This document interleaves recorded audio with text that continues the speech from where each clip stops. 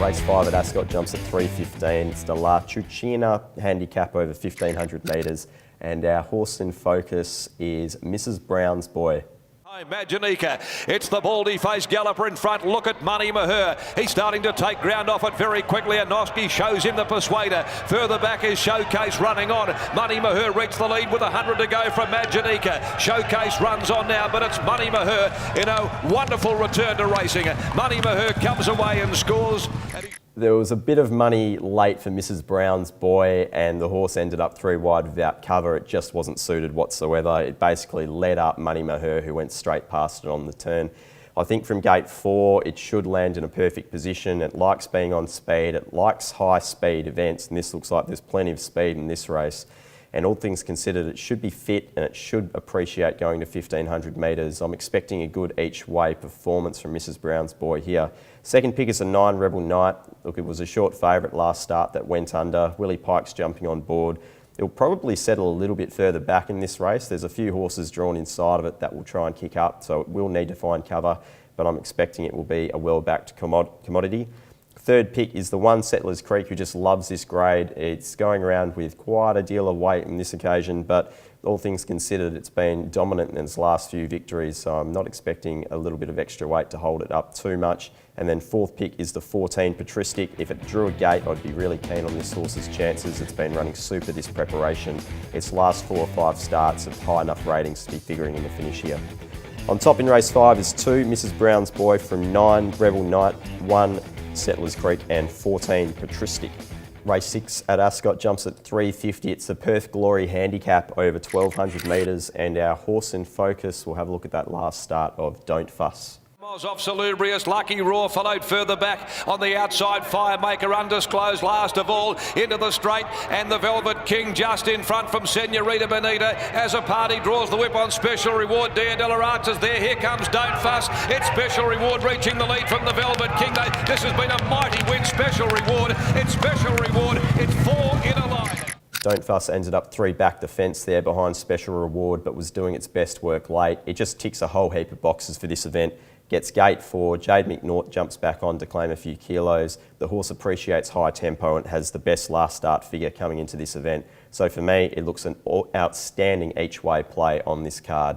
Second pick is the 8, which is Free Trade. The horse is obviously progressive. It will settle thereabouts on speed. It either leads or sits in the breeze, and its last start was obviously its career best to date. It's a very talented and very promising horse. Third pick is 9, Leading Girl. Gets the bar shoes on for the first time, which is a little concern. It's never raced at 1,200 metres either, but it does look to get itself into a good position, and the horse does have good figures over a slightly longer distance. So if they go fast, I'm expecting it will handle it and finish off strong. And then fourth pick is 4, which is Prevailing Winds. First start here in WA for the Ganjimi team.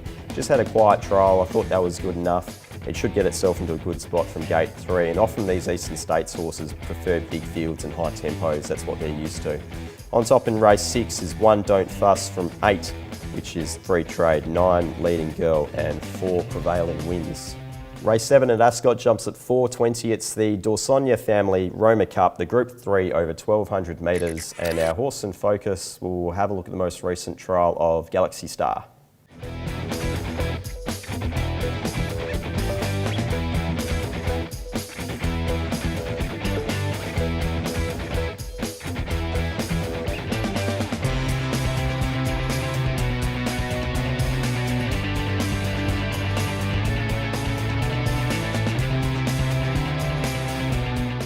It was a very quiet trial there from Galaxy Star. It was doing its best work over the last 100 metres, and while it has better figures over a longer trip, it does have an outstanding turn of foot over the last 600, 400 and 200, so it will be rattling home, and all things considered, if it's half or to fully fit, it will be the main danger in this event.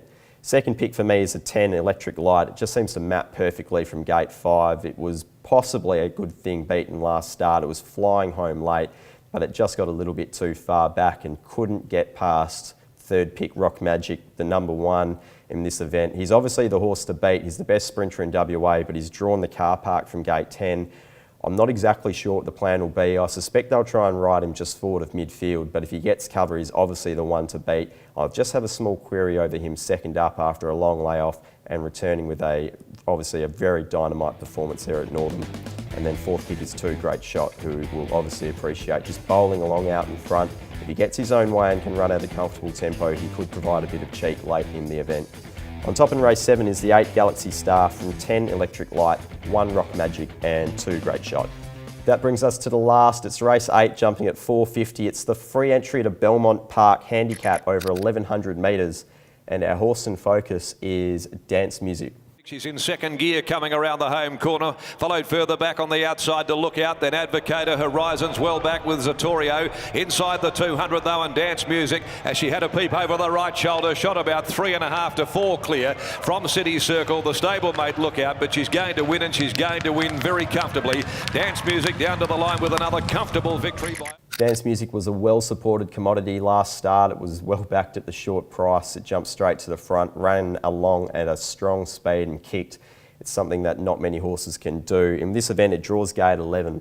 So if they push forward, it will obviously be setting a pretty strong tempo by itself. If it finds cover, it should be sitting there and just waiting to pounce on the leaders late. So for me, it's clearly the on-top pick. From the 8, which is Hoboken, this horse has been settling just with a bit of cover back in the field, but just been electric through the line. So the last 400, if he gets a bit of momentum, it will be strongest late. Third pick is 9, which is Stageman first up. He hasn't had a trial. He will get back in the field, I imagine, from gate 12. At his best, though, this horse has immense ability. We probably didn't see it last prep, but at his absolute best, he will be finishing very strongly for this event. And then the fourth pick is the 12, My Demi. It's hard to knock winning form. The horse probably will end up 3 or 4 back the fence. That's the main issue for me. We'll need a bit of luck in running coming into the straight. On top in the last is 2 Dance Music from 8 Hoboken, 9 Stageman and 12 My Demi.